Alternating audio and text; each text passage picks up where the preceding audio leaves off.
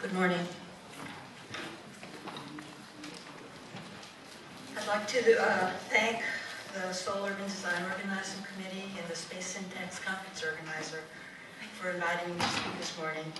And my specific thanks to J.E. over there. She's busy talking. I'm fortunate to work in many realms, as a teacher, as a researcher, and as a practitioner.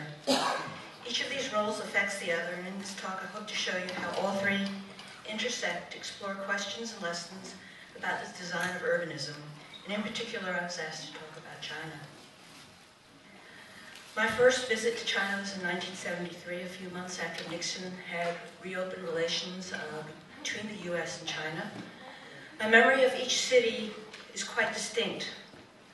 There are the arcaded streets of Guangzhou, the European buildings that line the streets in Shanghai, the walled alleys and grand avenues of Beijing, and the tiled roof buildings along the canals of Suzhou.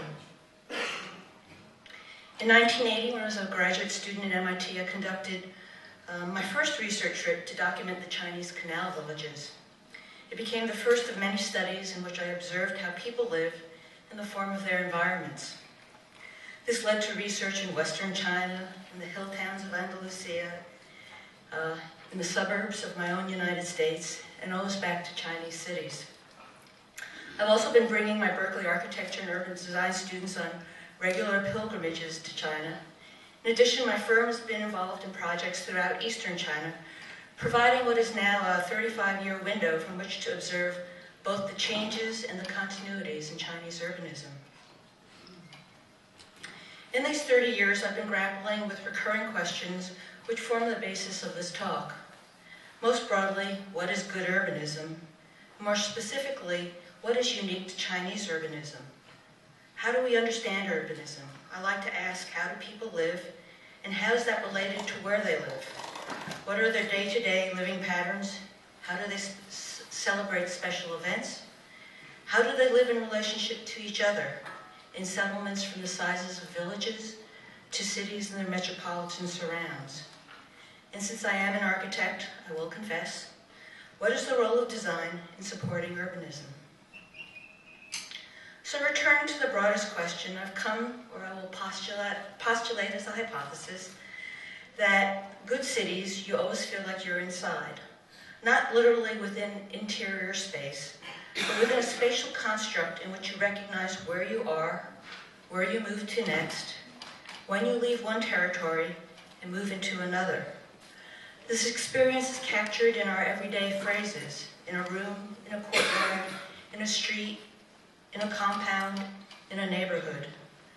This sense of nested interiority is what we call an urban fabric. The form and experience of urban fabrics are all local. The structures of urban fabrics are deeply rooted within local cultural practices. Why China? In parallel to my 35 years of learning, the People's Republic has undergone the greatest period of urban growth in history. Since the mid-1980s, China has built more than any other nation. We all know the list: more skyscrapers, more housing estates, more highways, more tunnels, more bridges, more subways, more golf courses, more theme parks. China now brags of the world's biggest airports, shopping malls, bowling alleys, even skateboard parks and Ferris wheels. The Chinese are raising mountains and moving water courses. In watching the stunning growth, I've also been dismayed to see the eradication of the distinct and unique legible urbanisms of the Chinese cities I remembered from the 1970s. They've now become, in my mind, disjointed, illegible, and auto-dominated cities. Today, in Asia, in the Middle East, in North and South America, in the suburbs of European cities, we have a crisis of urban fabrics. Fabrics are being fragmented. New developments are gated, enclaved, privatized, and isolated. There's a loss of legibility. In the loss of urban fabrics, we are no longer able to read and to understand where we are in each city and how we navigate through them. Directionality has disappeared. There's an increase in the homogeneity and uniformity. Today, it's hard to distinguish one city from another, or one part from another part of the same city. While we can see that the rending of urban fabrics is everywhere, the rapid change in Chinese cities shines a glaring light on the failures of urban design and our lack of compelling design strategies for a connected and continuous urbanism. This fragmenting of Chinese urbanism is neither imposed by foreign investors and designers, nor is it an inherent pattern of Chinese settlement. It is a too familiar convergence of anomalous concentrations of capital wealth, a mistaken assumption about the availability of cheap resources, and a belief in never before seen technologies as a sign of progress, this time now centered in China. In the 1980s, a Chinese economic revolution replaced the cultural one. The Chinese government shifted its focus from domestic production to becoming an international economic power. First-tier cities became vehicles to showcase Chinese economic progress, and an unprecedented amount of capital resources fueled this construction boom. It's a combination of foreign investment, land leasing, and labor mobility. When Deng Xiaoping initiated market reforms in 1978, he invited a new phase of foreign investment in the city. Special economic development zones were established, first in southeast China, then up the coast, and eventually inland into central regions of the country. These zones were used to entice international investment with special tax rules and preferential policies. In parallel, land leasing was established. This has to be put in a context for those of you who don't know the Chinese history. Prior to 1949, land was privately owned. When the communists took control, only labor was recognized as having value. Thus, private land ownership was declared to have no value. By 1953, about 95% of urban land was transferred to the state. Today, all urban land is owned by the state and rural land is owned by collectives. As part of Deng's reform, local governments were allowed to sign land use rights through leases. These lease terms vary. For example, commercial leases are 40 years, residential leases are 70 years. To obtain the land use rights, investors are required to pay all the leasing fees and rents as a lump sum and upfront. This is a capital anomaly that fuels the growth of the regional infrastructure as well as cities. The third economic catalyst was the relaxation of the hukou rules that precipitated a large rural to urban migration. Again, to set the context, a household registration system was established during the communist regime. This system documented people by their place of residence as either non-agricultural or agricultural. Agricultural registration tied its holders to rural areas, and fewer state benefits were provided. This ended up dividing the Chinese population into a privileged urban minority, about 17%, and an exploited rural majority. As residency restrictions were removed during the reforms, rural migrants left the inland areas in the country for the fast-developing economic zones. In 1989, there were about 30 million migrant workers. Today, rough estimates place the numbers at around 230 million, which is 3/4 of the United States population. As construction workers, these migrants work for very low wages, without benefits, and without the protection of labor laws. So this labor mobility is subsidizing city growth. Add to this capital wealth the political will to rapidly transform Chinese cities. To do this, growth is administered through a cadre system with very short review cycles, term limits, and age restrictions. As a result, successful officials are those who work really, really quickly. There's an imperative to impress, which leads to the selection of projects that are very large scale and eye-catching. The Chinese have a term for this. They are political achievement projects. The sheer size of Chinese projects is also unprecedented, or is very typically Asian, I should probably say, from listening to the previous talk. When China boasts of the largest, longest, and tallest, even its everyday projects are mega-sized. This size is inherited from the original planning of cities like Beijing, in which an extremely large imperial territory was enclosed by a city wall. Other sizes were introduced as a subdivision of the largest. The parceling resulted in a coarse network with supersized blocks, and today, incredible congestion. Last, in the West, the public realm is assumed to be civic space and is often used in urban design as a glue to form continuous urban legibility. In China, space is a layering of hierarchies of collectivity. This can be illustrated with two Chinese terms that are typically paired, nei and wai. Nei is often translated as inner, wai as outer. Historically, associations to the inner realms were layered in multiple and overlapping scales, from the innermost realm of women to the family compound, to the ward, and to the city.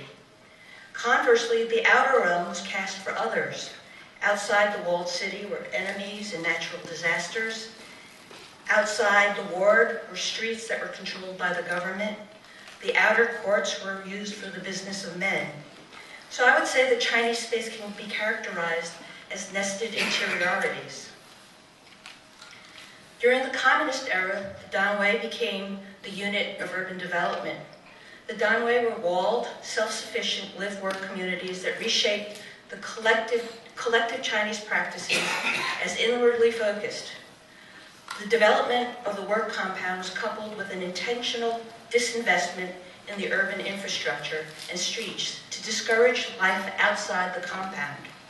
This marked a shift from a nested interiority to a bifurcation that favored the inner and ignored the outer. Today, this propensity for the inner realm favors interiorized logics of gated communities, retailing and malls, over the structured, continuous, legible public space. With the government seeking world-renowned images of progress, international designers were sponsored to create icons as signature projects of their practices. In a mere 30 years, China is now home to the most dramatic and most idiosyncratic buildings, highways, and parks. Identity has been transferred from the city to its sponsors, to the architect, and to the interior realm. Today, Chinese designers now surpass their foreign colleagues in the design of what Rem Koolhaas has called the Auto Monument. The most technically advanced spectacles now populate the Chinese skyline. In these years of rapid urbanization, compelling strategies were missing for the design of the continuous, shared, legible qualities of cities. Instead, to show progress, Chinese has embarked on a rampant raising of urban legibilities that took centuries to build. While preservation and reuse are now beginning to emerge in China, this is neither enough nor the argument of my lecture. China now faces the same dilemma as many cities. What comes next for the design of urban neighborhoods and districts? What is a progressive urbanism that builds an interwoven, complex, sustainable experience of cities? Lessons from China. To do this, I think designers need to be able to read locale and the connectedness of environmental forms whose meaning and authenticity flow from the relationships between a culture, time, and place. Observing needs to be generative, not just anecdotal, historical, nor statistical. The reading of a place should inform the way designers practice, and those contributions should produce further readings. For contemporary practice, reading needs to become a basic competency of design. To see form and organization, I feel like I'm preaching to the choir here, the continuities in every environment, to connect these continuities to the ways that people lived and will live, and to make decisions about their significance. What should be maintained, what is to be transformed, eliminated, or added. This is a call for cultivating environmental form, rather than substituting or inventing. I'll show 3 examples from Beijing, Shanghai, and outside of Shanghai. First from Beijing. I think I use Beijing just as an example of how the reading of the Hutongan in Beijing I think is typically misinterpreted, and I'll be using the hutong, which is the four-sided courtyard, the hutong and the siyuan, which are the four-sided courtyards in Beijing. The siyuan is a vessel for the social construction of everyday life in Beijing families. The history of Chinese settlement, both city and country, revolves around these courtyard set compounds. Whether for housing or retail, administration or religion, activities took place in a fabric of platforms, walls, screens, columns, and roofs. Most depictions of the siyuan are figural, an abstracting of the courtyard compound removed from its context. The four pavilions are aligned to form a courtyard space between them, and the garden wall runs around the perimeter to make a perfect rectangle. Yet if we look at this fabric more carefully, this is the hutong today, and at the same area in the 1750 Qianlong plan of Beijing, it's difficult to find this pure rectangular figure. The urban fabric of the hutong was not, and is not, a replication of rectangles as a unit. It is a field of pavilions. It is a field of pavilions organized in relationship to sunlight, with walls that shift over time to form family compounds in relationship to neighboring compounds. This organization for sunlight is a loose or open set of relations of pavilions. Regardless of how the garden walls are rearranged, sunlight always enters into the fabric. The city's urban legibility is informed by these open fabrics. Despite the wall-lined streets and alleys that characterize old Beijing, Beijing is easily navigated through the directionality of the longitude and latitude and through where you are in relationship to the city center. This strong directionality is formed by the courtyard fabric, which expands easily in the east-west direction, but is more frequently interrupted in the north-south direction. The lesson? There's a reciprocity between the smallest unit of the urban fabric with the identity and legibility of the city. There's a reciprocity between public and private realms. These are critical relations which our urban design tools too often ignore. Next, Shanghai. As another illustration, I will describe Shanghai, which is settled as a treaty port rather than as an administrative city like Beijing. Shanghai sits on the eastern edge of the lower reach of the Yangtze River Delta. In the area which is today Shanghai Puxi, the dominant pattern of water flow is from the west to the east towards the Huangpu River. The canal and tow roads that ran beside them were the major organizers of new settlements. In early maps of Shanghai, this water continuity is clearly visible. Maps of this era also show bridges crossing the canals, but the paths of the north-south movement are not illustrated, again emphasizing the importance of the water continuity. In 1842, as a result of the Treaty of Nanjing, Shanghai became one of 5 ports open to foreign trade. The British set up administrative offices inside the walled city, and the British merchants anchored their ships at the prime intersection of the Suzhou Creek and the Huangpu River. Canals were filled to make streets that carried commercial trade activities from the river inland. In parallel, Shanghai's population was growing. The Chinese were fleeing the Taipings and seeking protection in Shanghai, resulting in a housing shortage. European and later Chinese landowners developed a speculative mass housing which was arrayed along alleys within larger neighborhood compounds. These are known as the Lilong. These compounds were bounded on all sides, literally contained within walls that separated one compound from another, and the next compound, and the compound was screened by shop houses along the street edges. So life inside this compound was never seen along the public streets. Developing the Lilong proved to be highly profitable, an inexpensive, low-rise, dense urban fabric that housed up to 600 people per acre. Again, there's no time to go through the transformation of the housing type, but in the end, by the 1940s, more than 72% of Shanghai was covered in Lilong. Like the Hutong, the Lilong were formed by replicating the prototype in the east-west direction for sunlight, so that the axis pattern at the finest grain is latitudinal. These alleys are collected on longitudinal lanes on which local goods were sold. These streets, in turn, are collected on east-west streets, which hold the regional retail and cultural institutions. These, of course, are the former canal and tow roads that flowed to the Huangpu. Each scale capitalizes on an increasing catchment area of people and reinforces a reading of a city organized to the Huangpu River. Today, new gated compounds of housing and office towers replace the Lilong, imposing a figured logic on the city. Widened streets and elevated highways fragment the city fabric, imposing a new vehicular logic. Lost in the raising of the Lilong is a legible heritage of a water city that took centuries to form. Although the mascot of the 2010 Shanghai World Exposition was Treasure of the Sea, the urbanism of a city rooted to the Huangpu River is now being erased. My last illustration is a canal village outside of Shanghai. Like Shanghai, the village sits in the Yangtze River Delta.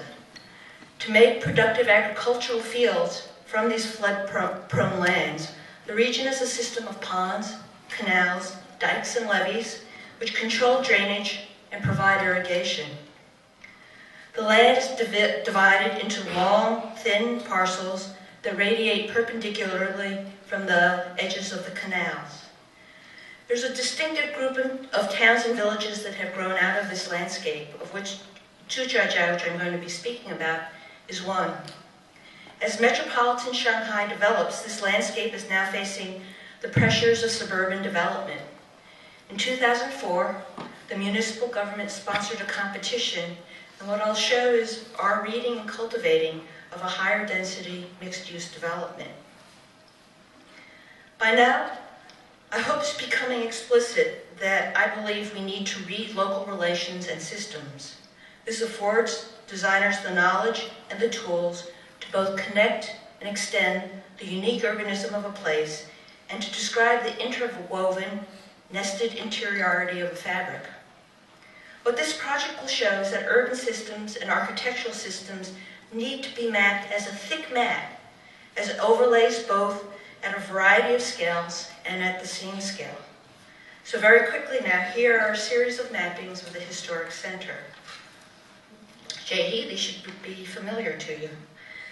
This illustration shows the public perception of the village in the same manner that Noli mapped the plan of Rome.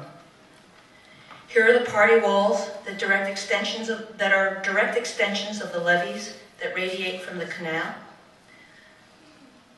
Here's the residential access. Here's the public access as highlighted as a system. You can see that it runs parallel to the canal. This is the residential access. It runs perpendicular to the water so that the residential experience is to and from the canal.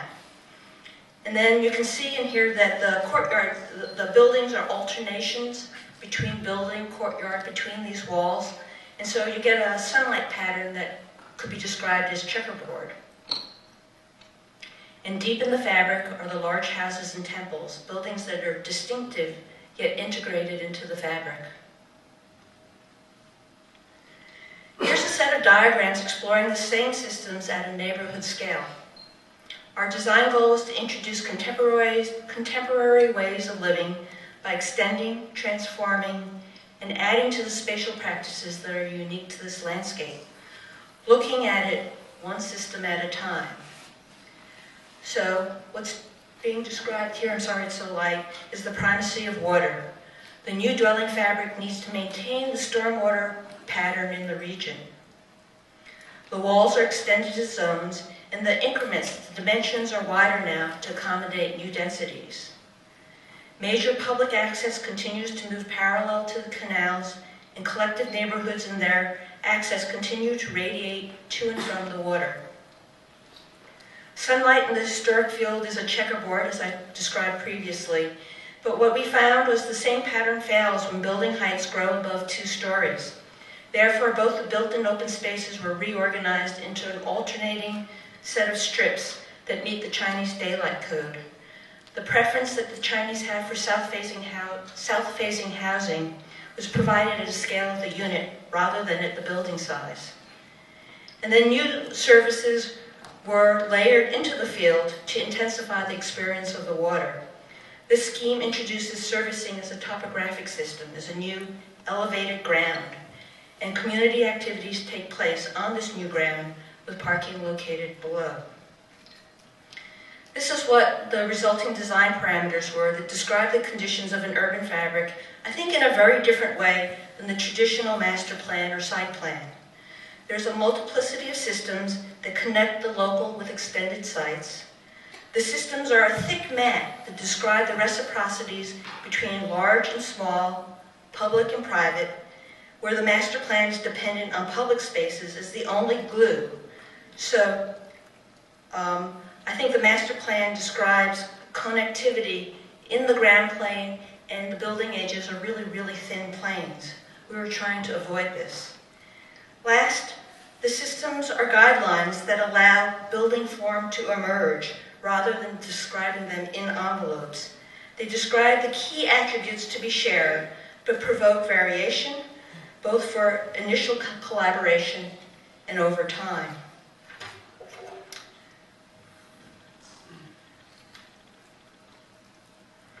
These lessons